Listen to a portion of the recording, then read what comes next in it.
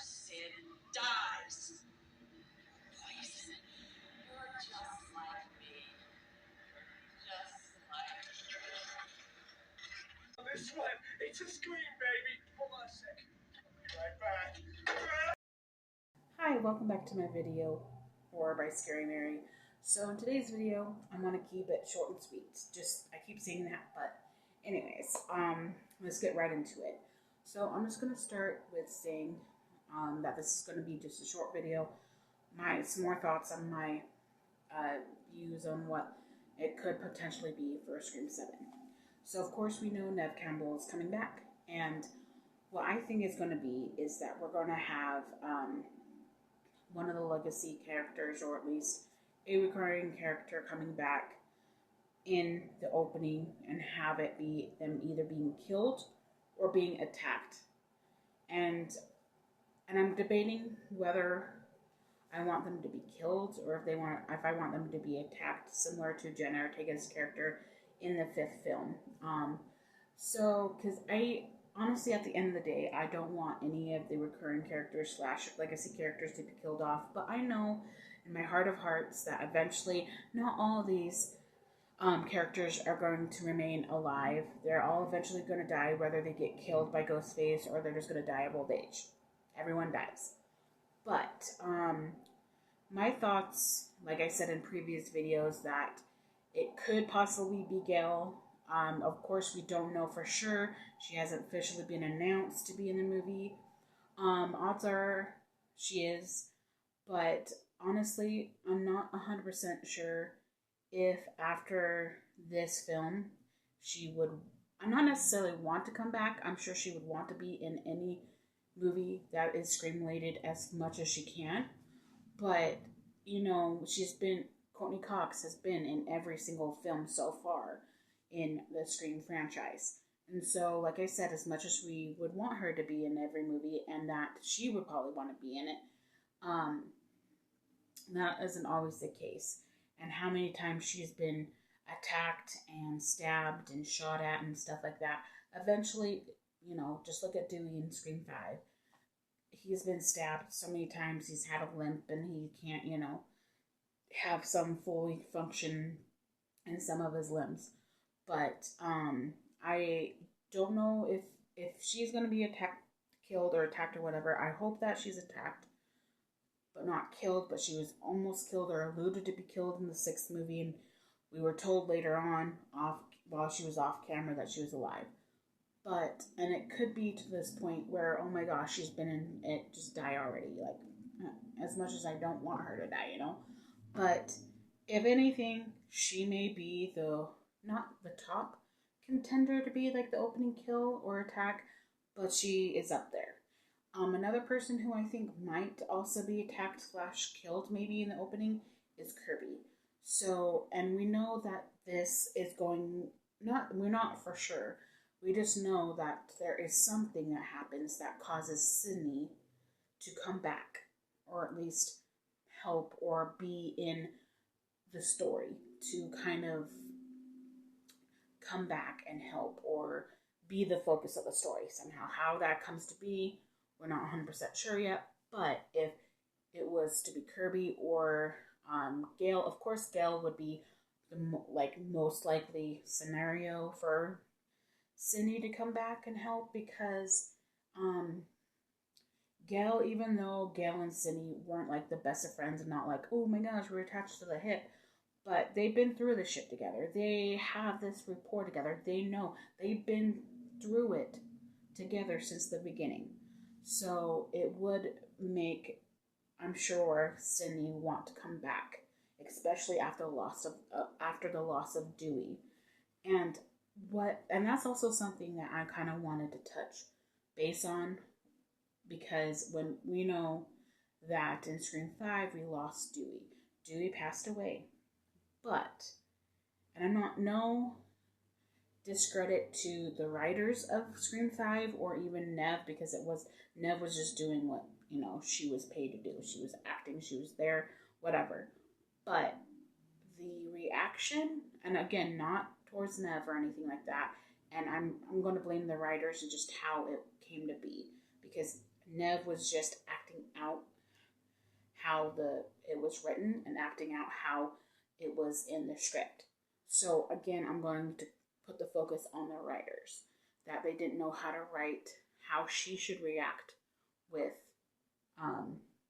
Dewey's death, because Dewey, as we know from the first 4 films, especially the first film with, the original with Dewey's sister being Cindy's best friend, Tatum, who was Dewey's sister, was Cindy's best friend. So essentially, Dewey was like a sister. I mean, you know what I mean? I mean, Cindy was like a sister to Dewey and vice versa.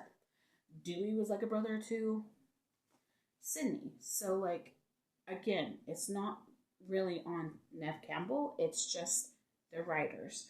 Like, if my best friend's brother was killed, especially after my best friend was killed first, I would be devastated. I would be so angry, so upset. And I know she is, and she's trying to be strong for Gail. And for Gail's sake, I'm sure, even though Gail and Dewey at this point wasn't together anymore. But, like, regardless, I would have been devastated, because essentially that was my best friend's brother. And that was my best friend as well, essentially. He was like a brother to her and essentially a best friend. And so with that being said, and him being the connection between both Sydney and Gail, like, without Dewey, though they wouldn't really, have really known each other all that well. And we know that they gotten past their thing in 4, and then even in 5, they seem to be not close, like really close, but they were close because, of Dewey and all that. But I think that out of the 2 of Kirby and Gail would be the most heart-wrenching for Sydney to hear that she either died or was attacked or whatever. Kirby, on the other hand, sure, I think that Sydney would still make it a point to come and help Kirby, or at least try to help Kirby, because Kirby was essentially Jill's best friend in Scream 4.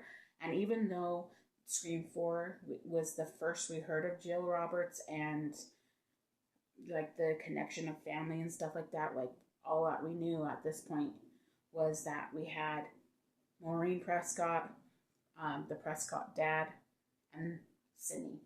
That's pretty much all we knew of this Prescott family. Like, we didn't hear much of anyone else, in the family. So this is the first we heard of, and of the, the rest of the Prescott / Maureen's family. So, because you have Maureen's sister, Kate, and then Kate had Jill, who is Sydney's cousin. So, and it could have been off screen, and I know it's off screen that they would hang out and whatnot, but it's not as, and like I said, it's Jill's friend. Even though Jill ended up being the ghost face, Sydney probably would have wanted to try to help anyone who was attacked by someone who was in her family. Because at that point, Jill was the second person in her family. Oh yeah, I forgot. Roman. Roman, as we know, is her half-brother. Is Sydney's half-brother. Silly me. Like, and I only watched Scream 3 like a million times. But anyway, we know that Jill was the second person that is the family that has attacked Sydney and her family. So anyone who has been attacked by any one of her family, from Roman to Jill, heck, to even her mom, like, and I'm not trying to make Maureen Prescott to be out to be an evil person, but honestly, if she hadn't had an affair, none of this pretty much would have happened. Or if she would have been on it, and not just that, but like being honest about having Roman. Like, I'm sure, even though at the end of the day, Billy and Stu are the ones that carried out the events of Scream, the original Scream, Roman was the one, was not necessarily the instigator, but he was the instigator. But he would have, you know what I mean? Like, he was the one that was like the devil on your shoulder to kind of be like, oh my gosh, you should do this. And with all that being said, like I said, Kirby probably would, not Kirby, Sydney would definitely want to help out any way she can to anyone that her family has wronged. You know, Kirby is just someone who was just in the wrong place, the wrong time, been a friend to with the wrong person. She was a friend to a wrong, with the wrong person. And so, even though technically she wasn't necessarily that close to Sydney at all, they shared like one or two scenes in Scream 4, but still it would have tugged at her because it was a connection to her cousin Jill, who ruined her life as well as Roman, you know? So, anyways, I think those two possibilities of the opening attack / kill would be good. Just like everyone else, I hope in this have a fan theory or a fan want that we want it to be done around Christmas or at least winter time, and maybe even in a log cabin in the woods. So then that way, it will be something different than what we've seen, because we already got the college setting twice, technically, with Scream 2 and even in Scream 6, because they were, even though they were in New York and you didn't really see them on campus in Scream 6, that's just part of the storyline, that is that they went to the East Coast to go to school in New York. So anyways, with all that being said, it'll be a nice change of pace to do winter / log cabin. One or the other, preferably both. Maybe the log cabin could be their safe haven / place that they go to hide if Ghostface were to ever come. So anyway, with all that being said and done, me personally, I wouldn't mind to bring other people back, because there's that lovely fan theory, and I'm included in that they want Stu to come back as the head of the Ghostface cult. And other people I want to come back. I've said this multiple times in multiple of my videos that I want Angelina Jolie to come back, Parker Posey, and/or Angelina. Preferably Angelina would be cool, because in that way you'd be like, oh my gosh, she's really not dead. Kind of like a Roman fake out in Scream 3. Because all we saw was Jennifer Jolie and Gail looking down at the bottom of the staircase and saw her wide eyes being dragged off. Like, we didn't see her being attacked. So all I know is that she probably was fake that death and whatnot, and so she couldn't get away.